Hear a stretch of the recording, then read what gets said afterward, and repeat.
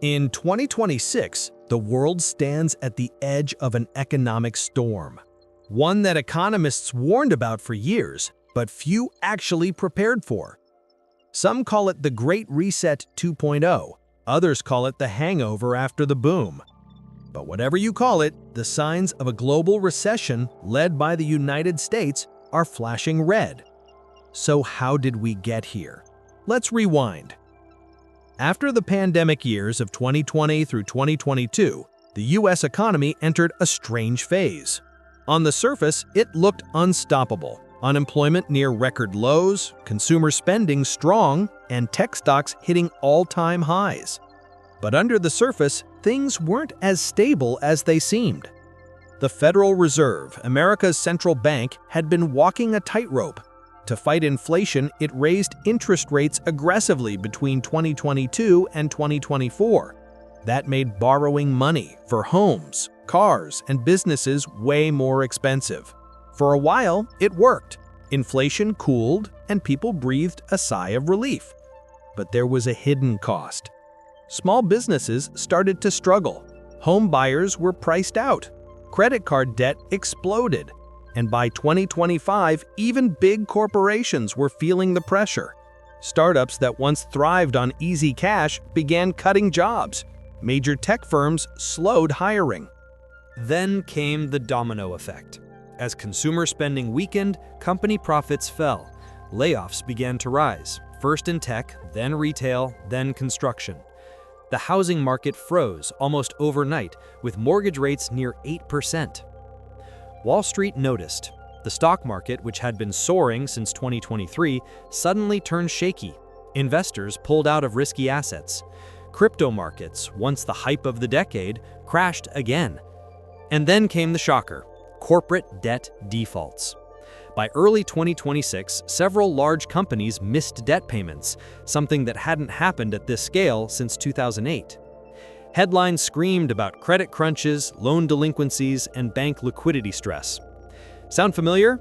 Because it should. This is almost exactly what happened before the 2008 financial crisis, only this time the players are different. Instead of banks and bad mortgages, the new culprits are over-leveraged corporations, inflated tech valuations, and record-breaking government debt. And that last one might be the biggest risk of all. The U.S. national debt passed $36 trillion in 2025.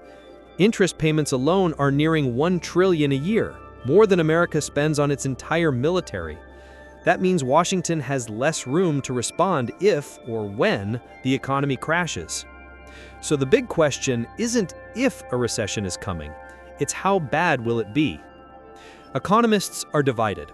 Some predict a short, mild downturn, a so-called soft landing. But others warn of something deeper, a structural recession that could reshape the global economy for years. And there's one more twist: artificial intelligence. Some believe AI could boost productivity and save the economy. Others fear it will accelerate layoffs and widen inequality. As 2026 begins, America stands at a crossroads.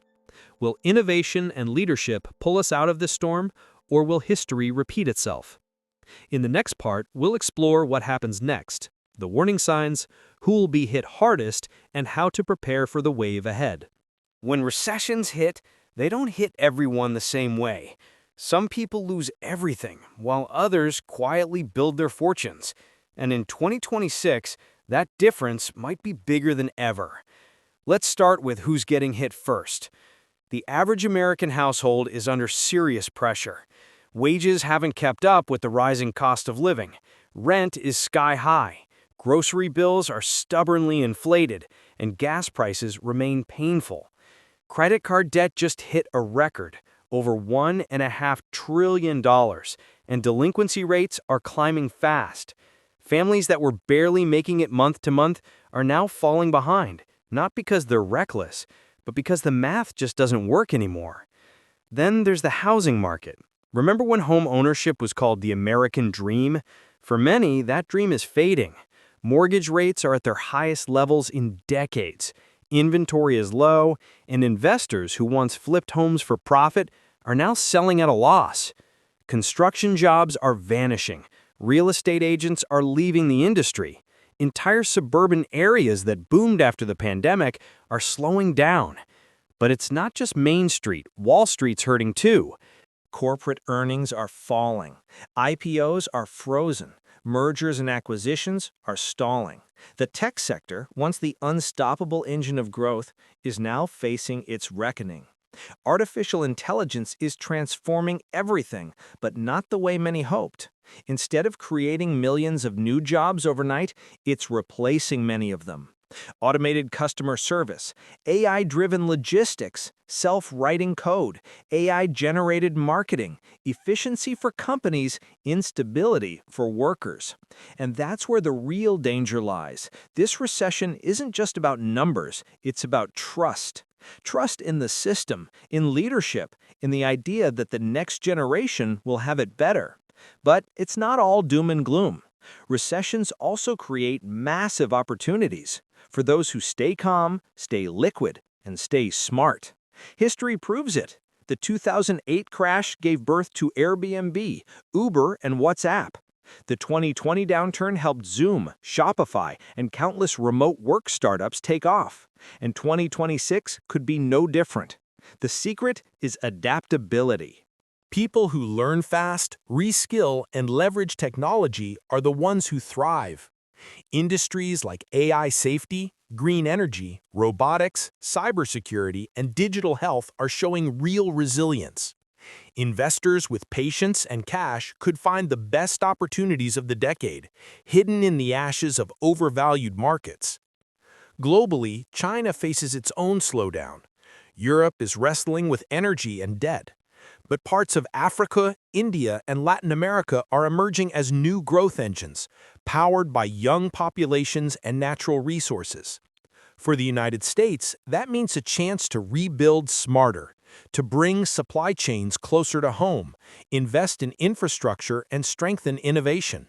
But it'll take strong leadership, smart policy, and collaboration between government, business, and citizens. So what can you, the viewer, actually do? 1. Protect your income.